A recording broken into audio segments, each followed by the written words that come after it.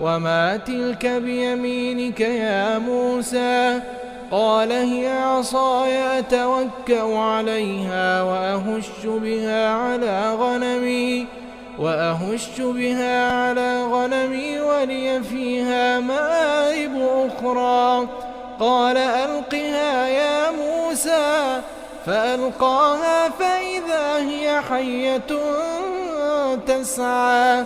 قال خذها ولا تخف سنعيدها سيرتها الأولى، واضمم يدك إلى جناحك تخرج بيضاء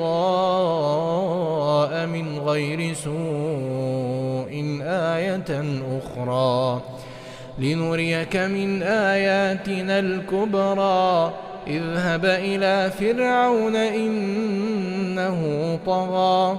قال رب اشرح لي صدري ويسر لي أمري واحلل عقدة من لساني يفقه قولي، واجعل لي وزيرا من أهلي هارون أخي اشدد به أزري وأشركه في أمري كي نسبحك